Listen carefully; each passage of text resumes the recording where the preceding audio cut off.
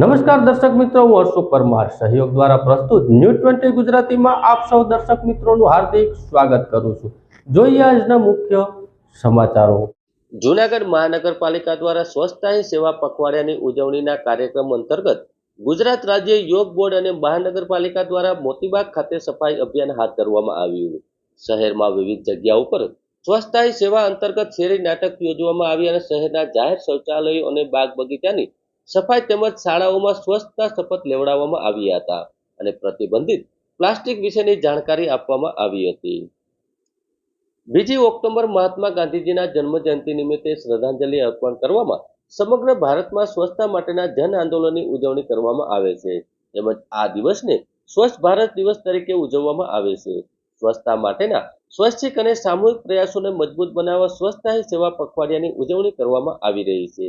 આ કાર્યક્રમમાં માન્ય કમિશનર ડોક્ટર ઓમ પ્રકાશના માર્ગદર્શન અને નાયબ કમિશનર એ ચાપડાના આસિસ્ટન્ટ કમિશનર જયેશભાઈ વાંજાના તેમજ સેક્રેટરી સેનેટર અને સુપરિન્ટેન્ડન્ટ કલ્પેશભાઈ ટોડિયાની સૂચના મુજબ સુપરવાઇઝર શ્રી રાજેશભાઈ ત્રિવેદી, ધર્મેશભાઈ ચુડાસમા, મનેશભાઈ દોશી, ભરતભાઈ ગોસ્વામી દ્વારા શહેરના દૈનિક જુદી જુદી થીમ સાથે સફાઈ અભિયાન શરૂ કરવામાં આવ્યું છે। ગુજરાત રાજ્ય યોગ બોર્ડ મહાનગર અને જૂનાગઢ દ્વારા મ્યુનિસિપલ કોઓર્ડિનેટર યોગ કોચની વૈશલ્યાબેન ચુડાસમા, યોગ સાધક દ્વારા મોતીબાગ ખાતે આવેલા એગ્રીકલ્ચર યુનિવર્સિટીના કેમ્પસ અને ગ્રાઉન્ડની સફાઈ કરવામાં આવી હતી। આ સફાઈ અભિયાનમાં શહેરના જાહેર શૌચાલયો, બાગ બગીચા સફાઈ અભિયાન સાથે શાળાઓમાં કચરાનું વર્ગીકરણ અને સ્વચ્છતા શપથ લેવડાવવામાં આવ્યા હતા। આ તકે પ્રતિબંધિત પ્લાસ્ટિક વિશેની જાણકારી આપવામાં આવી હતી અને શહેરમાં વિવિધ જગ્યાઓ પર સ્વચ્છતા હી સેવા અંતર્ગત શેરી નાટક યોજવામાં આવ્યા હતા। જૂનાગઢ શહેર ભાજપ દ્વારા રેડક્રોસ ખાતે દેશના વડાપ્રધાન નરેન્દ્ર મોદીના વિકાસના કામોના પ્રદર્શન ગેલેરીનું આયોજન કરવામાં આવ્યું। દેશના વડાપ્રધાન નરેન્દ્રભાઈ મોદીએ જે વિકસિત ભારતનો સંકલ્પ છે તેમને લોકો સુધી પહોંચાડવા માટે ગુજરાત પ્રદેશ ભાજપના પ્રમુખ સી.આર. પાટીલ દ્વારા સમગ્ર ગુજરાતના જિલ્લાઓમાં મહાનગરોમાં એક પ્રદર્શનનું આયોજન કરવામાં આવ્યું છે।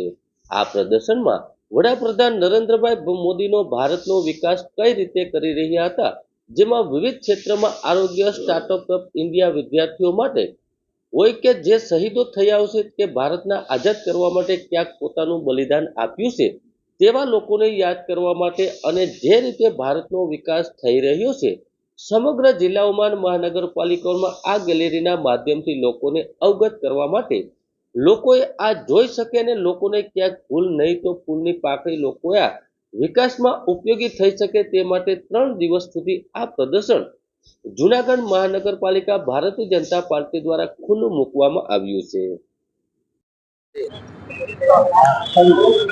વિશ્વના નેતા આપણા પ્રધાનમંત્રી આદરણીય નરેન્દ્રભાઈ મોદી સાહેબ દ્વારા જે વિકસિત ભારતનો સંકલ્પ છે એમને લોકો સુધી પહોંચાડવા માટે ગુજરાત પ્રદેશ ભારતીય જનતા પાર્ટીના અધ્યક્ષ આદરણીય સી.આર. પાટીલજી દ્વારા સમગ્ર ગુજરાતના જિલ્લા મહાનગરોમાં એક પ્રદર્શનીનું આયોજન કરવામાં આવ્યું। આ પ્રદર્શની જે રીતે આપણા પ્રધાનમંત્રી આદરણીય નરેન્દ્રભાઈ ભારતનો વિકાસ કરી રહ્યા છે વિવિધ ક્ષેત્રમાં, ચાહે હેલ્થની વાત હોય, સ્ટાર્ટઅપ ઇન્ડિયા હોય, વિદ્યાર્થીઓ માટેની વાત હોય, જે આપણા શહીદ થયા છે જેને ભારત આઝાદ કરાવવામાં ક્યાંક ને ક્યાંક પોતાનું બલિદાન આપ્યું છે એવા જે ભૂલાઈ ગયેલા આગેવાનો હોય એમને યાદ કરાવવા માટે અને જે રીતે ભારતનો અત્યારે વિકાસ થઈ ગયો છે સમગ્ર જિલ્લાઓનો અને વિવિધ સ્ટેટનો જે રીતે ડેવલપમેન્ટ થઈ ગયું છે એ આ ગેલેરીના માધ્યમથી લોકોને અવગત કરાવવા માટે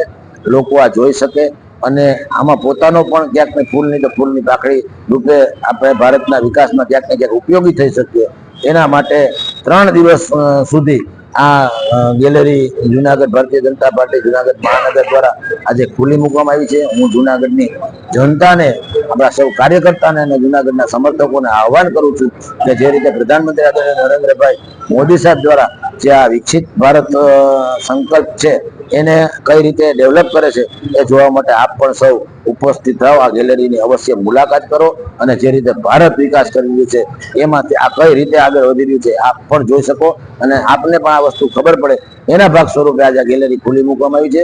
3 દિવસ આ ગેલેરીનો આપ સૌ લાભ લઈ શકશો। હું ફરીથી આપ સૌને આહવાન કરું છું કે રેડક્રોસ ખાતે આ ગેલેરી ખુલ્લી મૂકવામાં આવી છે. આપ સૌ મોટી સંખ્યામાં આનો લાભ લેશો. અસ્તુ ભારત માતા કી જય. વંદે માતરમ. જય જય ગરવી ગુજરાત. નમસ્કાર, હું છું doctor Gaurang Bagda, MD medicine, Gokul hospital and ICU, Junagadh. છેલ્લા 12 વર્ષથી આપની સેવામાં તત્પર અને સદાય કાર્યરત એવી ગોકુલ હોસ્પિટલ હવે નવી અત્યાધુનિક ટેકનોલોજી અને સુવિધાઓ સાથે દર્દીઓને પરવડે એવી રાહત દરે અને ખૂબ સસ્તા ભાવે સારવાર થઈ શકે એના માટે આજના દિવસે અમે અક્ષર આઇકોન ચોથા માળે શ્રી ગોકુલ હોસ્પિટલ અને આઈસીયુનું નવ પ્રસ્થાન કરેલું છે. આ અમારા નવ પ્રસ્થાન નિમિત્તે જુનાગઢના વાસીઓએ અમને ખૂબ જ પ્રેમ, સહકાર અને આશીર્વાદ વરસાવેલા છે. એ માટે હું એ જુનાગઢ વાસીઓનો ખૂબ હૃદયપૂર્વક આભારી છું. ભવિષ્યમાં પણ કંઈ પણ જરૂર પડે એના માટે હું અને મારી ટીમ ડોક્ટર ધર્મેશ ચૌહાણ અને ગોકુલ હોસ્પિટલ અને આઈસીયુની ટીમ આપની સેવા માટે સદાય તત્પર અને અડીખમ ઊભા છીએ. આભાર.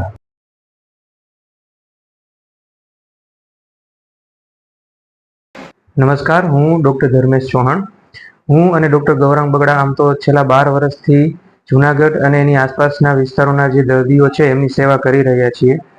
તો હવે અમે નવા રંગરૂપ સાથે, નવા સેટઅપ સાથે અને બધી જ અપગ્રેડેડ સિસ્ટમ સાથે આવી રહ્યા છીએ. નવી જગ્યાએ નવ પ્રસ્થાન કરી રહ્યા છીએ.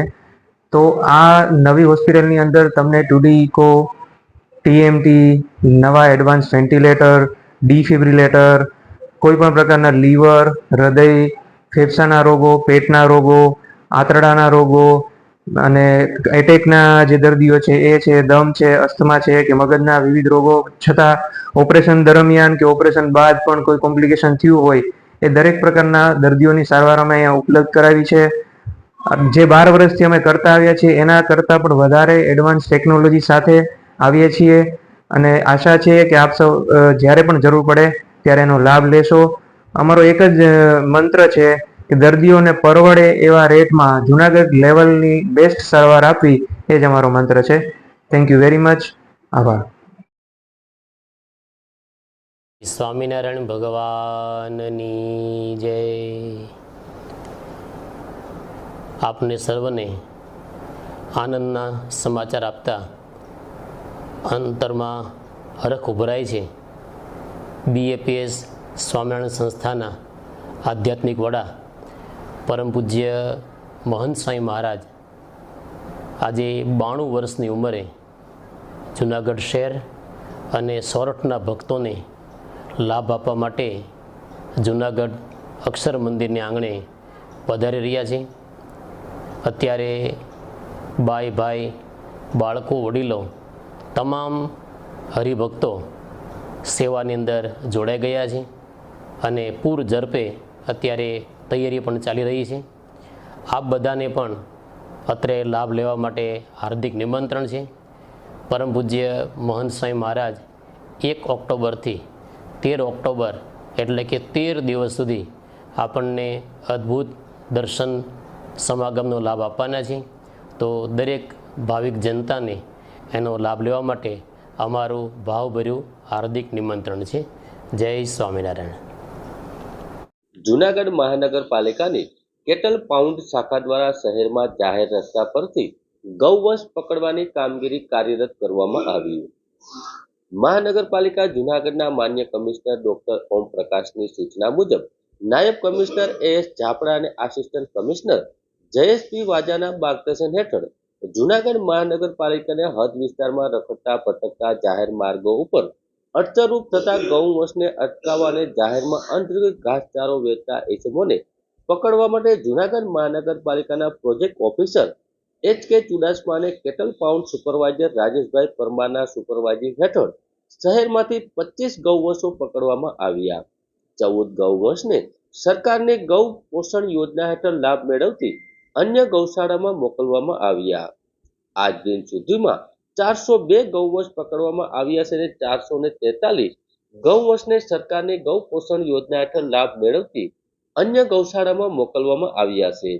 આગામી દિવસોમાં મહાનગરપાલિકા જૂનાગઢ દ્વારા શહેરમાં ગૌવંશ પકડવાની તથા અનધિકૃત રીતે શહેરમાં ઘાસચારો વેચાણ કરતા સામે કાર્યવાહી કરવામાં આવશે. જૂનાગઢ સાંકળીધાર હાઈવે ચેકપોસ્ટ પાસેથી નશીલા પદાર્થ મેફેક્રોન ડ્રગના જથ્થા સાથે એક ઇસમને પકડી પાડતી જૂનાગઢ એસઓજી પોલીસ. જૂનાગઢના ઝાંઝણા રોડ ઉપર આવેલા હરિઓમ નોબલ ફ્લોરા સોસાયટીમાં સનફ્લાવર બિલ્ડિંગમાં બ્લોક નંબર 503માં રહેતો મિનેશ રફેશ ફળદુ રાજકોટ તરફથી કારમાં મેફેક્રોન ડ્રગ લઈને જૂનાગઢ તરફ આવતો હોવાની બાતમીના આધારે એસઓજી પીઆઈ પીકે ચાવડા સહિતના સ્ટાફે જેતપુર જૂનાગઢ રોડ ઉપર આવેલું સાંકળીધાર ચેકપોસ્ટ ખાતે વોચ ગોઠવી હતી. આ દરમિયાન સફેદ કલરની કાર પસાર થતા તેને રોકી તપાસ કરતા કારની અંદર કાચની ઉપર રૂફટોપ બનેલા બાજુની લાઇટ વચ્ચેના ખાનામાંથી 62,000ના કિંમતનો 6.20 ગ્રામ મેફેક્રોન ડ્રગ તથા તેમાં મિક્સ કરવા માટેનો શંકાસ્પદ પાવડર મળી આવ્યો હતો. જ્યારે કારના ગિયરબોક્સ પાસેથી પ્લાસ્ટિકની ખાલી જીગ બેગ, નાની ડબ્બી તેમજ નાનો વજન કાંટો મળી આવ્યો હતો. આ અંગે એસઓજીના એએસઆઈ મહેન્દ્ર કુવાડિયાએ જૂનાગઢના નિમેશ રમેશ ફળદુ અને હાજર નહીં મળતા સાહિલ સામે ફરિયાદ કરતા તાલુકા પોલીસે એનપીડીપીએસ એક્ટ મુજબ ગુનો દાખલ કરી હતી અને વધુ અંગે તપાસ એસઓજી પીઆઈને વધુ તપાસ હાથ ધરવા સોંપેલી હતી. ચોમાસા દરમિયાન ઘણા બધા લોકોને સ્કિનના પ્રશ્નો બહુ વધતા હોય છે અને વાળના પ્રોબ્લેમ તો વધતા હોય છે. તો આવું શું કામ એના માટે શું કરવું જોઈએ અને ઘરગથ્થા વસ્તુમાં શું કરી શકાય? તો આ 3 વસ્તુ આપણે જોશું. ચોમાસા દરમિયાન મેઇનલી ચામડીમાં ખંજવાળનો પ્રોબ્લેમ રહેતો હોય છે અને ફંગલ ઇન્ફેક્શન થતું હોય છે, એટલે કે ધાધરનો પ્રશ્ન. જે પરસેવાની જગ્યા હોય, જ્યાં ભેજ રહેતો હોય ત્યાં ફૂગ થઈ જાય છે. તો આવા કિસ્સામાં ક્યારેય ફૂગને લાઇટલી નહીં લેવી અને ટ્યુબથી ખાલી મટાડવાનો પ્રયત્ન નહીં કરવાનો. કોઈ પણ સારા ચામડીના એમડી સ્કિન સ્પેશિયાલિસ્ટ હોય એમને બતાવીને એની સારવાર લેવી જોઈએ. બીજી વસ્તુ, ઘણાને આંગળીઓની અંદર ગાળા સડી જતા હોય છે, તો સતત ભીનું લેવાને લીધે એવું થતું હોય છે. તો સતત ભીના ના રહે એનું તમારે ધ્યાન રાખવું અને પૂરા કરતા રહો તો એ ઓટોમેટિક રહી જશે. 3-4 કલાક સુધી પાણીમાં રહેશો તો પ્રોબ્લેમ થશે. બીજી વસ્તુ, ઘણા બધા લોકોને વાળમાં ખંજવાળ આવે ને વાળ ખરવાનો પ્રોબ્લેમ બહુ થતો હોય છે. તો આવા કિસ્સામાં વાળ ખરે છે વધારે પડતા, તો એનું કારણે વાતાવરણનો ચેન્જ એ હોઈ શકે ને અત્યારની બીમારીની સિઝને હોઈ શકે. તો આવા કિસ્સામાં એક વખત ડોક્ટરને બતાવી એની તમારે સલાહ લઈ લેવી જોઈએ. હા, સામાન્ય રોજના 15-20 વાળ ખરે છે, 40 વાળ જેટલા ખરે છે તો વાંધો નથી, નોર્મલ કહેવાય. પણ જો વધારે પડતા વાળ ખરે છે તો તમારે ડોક્ટરની સલાહ લેવી જોઈએ. વાળ વધારે ના ખરે ને સારું રહે તો એના માટે સારો પૌષ્ટિક આહાર લો, સલાડ વધારે લો, કઠોળ વધારે લો, ડ્રાય ફ્રૂટ લો, પાણી વધારે પીઓ, થોડું વોકિંગ પણ કરો અને પાણી વધારે પીઓ. માથામાં ખંજવાળ આવવાનું કારણ ભેજ અને ફંગસ હોય છે, એટલે માથું ધોવાનું રાખો. એના માટે કીટોકોનાઝોલ બેઝડ શેમ્પુ આવતા હોય છે, એ તમારે વાપરવા જોઈએ. ચહેરા ઉપર પિમ્પલ્સ થવાનો પણ પ્રોબ્લેમ વધી જાય છે, ચહેરા ઉપર ડલનેસ બહુ વધી જતી હોય છે. તો આવા કિસ્સામાં પિમ્પલ્સ છે આ સિઝનમાં સૌથી વધારે